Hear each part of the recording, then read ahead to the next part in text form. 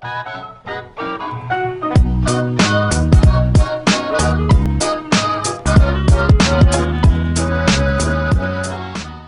camera is essentially just a box, and it looks like kind of like this. And on the front end of the box, there is a hole. You might recognize it more having a piece of glass in it, but in essence, it is just a hole. And now you can imagine on this camera that it would go back like this. Maybe it would be different shape, but we're just going to make it into a very simple box, and we're going to view it just from the side.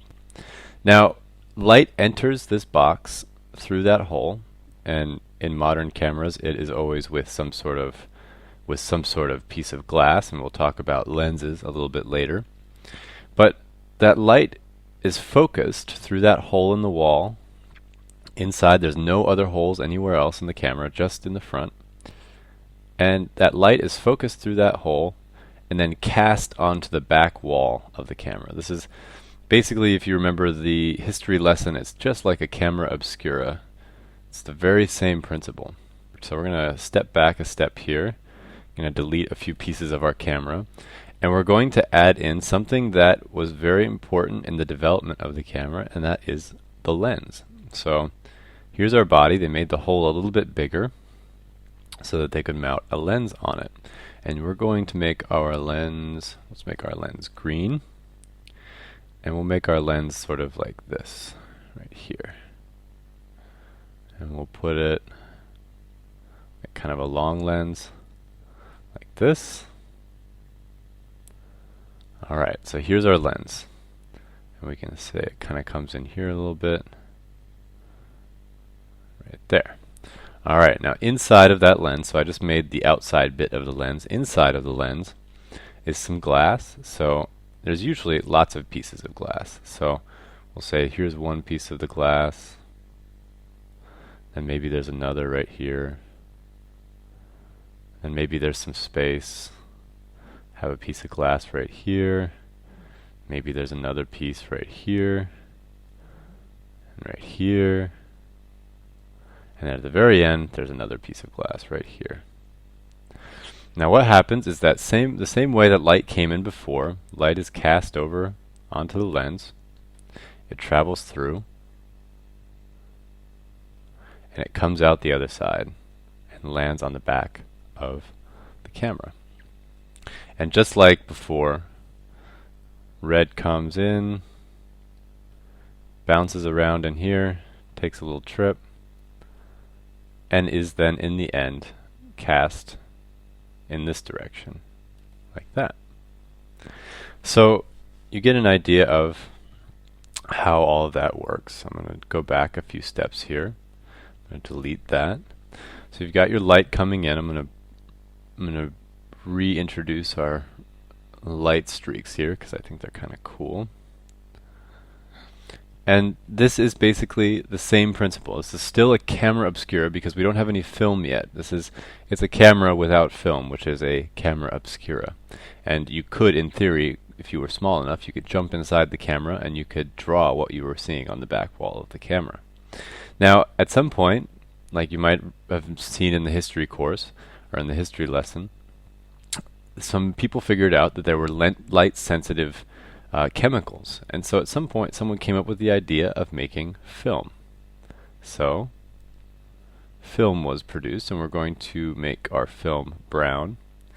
And it was put on the back of, in the back of the room, or in the back of the box, in the back of the camera. So here's our film. And this is basically, early on it would have been glass or some piece of metal covered and coated in some sort of light-sensitive silver nitrate of some kind. And eventually it became a piece of plastic or sort of something along those lines, and then it would be covered in the silver nitrate and in a dried form. Early on these actually were glistening wet. They would stick them in, take the photograph while the plate was still wet, and then they'd take it out and go develop it. So this is a sort of a situation where you now need to find a way to keep the film from being exposed while the camera is exposed to light, because right now if we were just to have your film sitting in there, it would always be exposed to light. So you need to make a shutter. early shutters were actually often inside of the lens, and there was just like a little door that you would pop open, the light would come in, and it would hit the film and expose it, and then you would pop it back down, and the light would stop, and that was your shutter. But as film got faster, the shutter needed to become more quick, and there are still cameras that use lens, like a lens shutter type. But in general, most shutters on most cameras, we're going to make the shutter on this camera red, are right in front of the film. So the film is sort of in a kind of a case of some kind, something like that. And then in the front, there's basically a big door. And sometimes it's a series of tiny little doors that all open at the same time, something like this. And they're all kind of connected.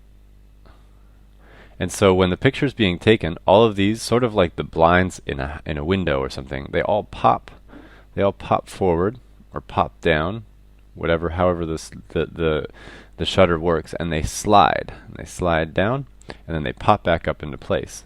So it's kind of like, almost like those kind of blinds that you have on your windows that you can open and close by twisting the handle. It's sort of a similar situation, but at the same time, as they're sort of changing their horizontal tilt, they're also sliding up and down, and that basically creates like a very small moment where light is then cast on the film. So your film is protected from being exposed, and then it's exposed to the light, and then it's closed to again. So this represents then the basics of photography. These are the most essential elements to a camera. There's also the problem that you can't necessarily control the amount of light coming in with this lens. You just have a set amount of light that you always have to work with. That brought about the idea of the aperture. Aperture is kind of a little bit more of a confusing concept, and we'll talk about it more in another lesson. But basically what aperture is it's kind of like shutters for your lens. And often that piece of machinery is either here in the lens, so like right where my arrow is, or kind of more forward. And we'll make ours up here because we just have space for it. I didn't leave space back here. From the side it would look something like this. From the side it would just look like a little hole. And basically this is a piece you would twist like sort of a wheel on that's on the outside of your lens, and it will close and open this window. So from the front, if you were to look at the front of this piece right here, you have your lens, and then you have what are called blades, and they're all sort of going like this, and there's a little hole in the middle. And as you turn this right here, this sort of grip, as you turn it, this hole gets bigger and smaller. So you can control the amount of light that's coming in. It's sort of like opening and closing the shades on a window. And this has the effect of allowing more or less light in, which has lots of purposes and lots of uses. Sorry, and we'll explain those later on when we start talking about aperture more in depth. But just so you know, that is how aperture works. So I'm going to delete our little diagram here. So we've got aperture. Now comes the problem of the viewfinder. Now we're not exactly sure how we're going to see all of this. Now we're going to make this camera into what's called an SLR. Now there's lots of different types of viewfinders. The early viewfinder was just basically two squares. So you'd just make two little squares on the top of the camera, and you would then with your eye you would make these little boxes so that when you looked through it over top of the camera, you would see about what your lens would see. But this is a pretty primitive way of doing it. My first ever camera had one of these, and it was just a little $2 camera that my mom bought me for my birthday when I was really small. And it does work. It works really well, but it's not the most advanced way to see it. So eventually, over time, there have been lots of different ways of creating a viewfinder. This is something a little bit like what you would call like a rangefinder, something along those lines. But what would eventually kind of come to be the standard in photography, or what is sort of considered the best solution to this problem right now, or one of the best solutions to this, is what's called the single lens reflex. So we're going to add now a mirror to the whole situation. So we'll take a mirror, and so the light would normally be coming in and hitting this and just not going anywhere. But what scientists and camera makers decided to do was try putting a mirror right here. So they've put in a mirror, and this reflects the light up. So your light comes in right here, hits the mirror, and goes boing right up to the top of the camera. So up here they made a very complex, we're going to add some more hardware to our camera here, made a very complex little set of mirrors and prisms.